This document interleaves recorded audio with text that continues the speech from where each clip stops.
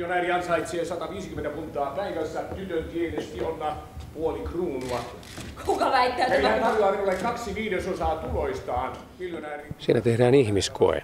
Elävällä ihmisellä tehdään koe. Toisin sanoen puheopin professori Henry Higgins, jota itse näyttelen, ottaa kadulta tällaisen kukkien myyjän, kaupustelijan eli Eliza Doolittlen ja päättää kouluttaa hänet seurapiirikelpoiseksi. Tekee sen, mutta kuinka sitten käykään, kun hän ei enää kuulu köyhien joukkoon, omiensa joukkoon, eikä yllä yläluokkaan. Mitä sitten tapahtuu? Tämä on tämä vahva draamallinen dilemma, joka synnyttää kaiken sen toiminnan ja siitä syntyy erittäin vahvoja hyviä tilanteita. Ja tämän vuoksi tämä Pygmalion näytelmä, jolla nimellä se tunnetaan siis alkuperäisteoksena, niin tämän vuoksi se on klassikko. Tämä on vanha tarina, mutta miten ajankohtainen se on tänä päivänä?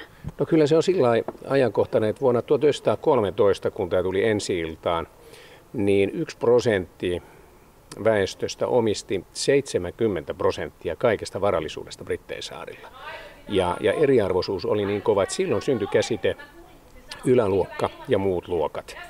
Ja vähän tähän samaan tilanteeseen me ollaan tässä nyt liukumassa. Että on henkilöitä, jotka voivat ahneudellaan saada aikaan itselleen niin kuin hirvittäviä omaisuuksia ja makselevat itselleen ja toisilleen suunnattomia palkkoja ja palkkioita. Ja pontimena siellä on ahneus.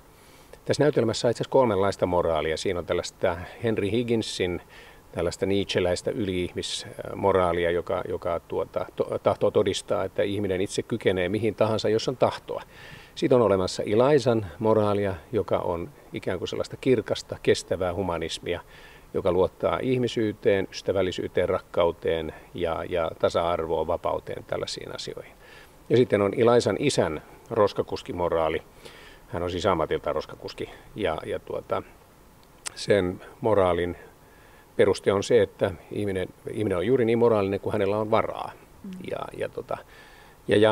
Et siis tässä suhteessa nämä kysymykset, mitä se heittää, niin ne on kyllä aina ajankohtaisia, koska kaikkina aikoina yhteiskunta on pyrkinyt järjestymään niin, että ne, jotka ovat röyhkeimpiä, joilla on valtaa, rahaa, mahdollisuus, ne pyrkii keräämään itselleen niin suuren omaisuuden kuin mahdollista, kahmimaan niin paljon valtaa kuin mahdollista.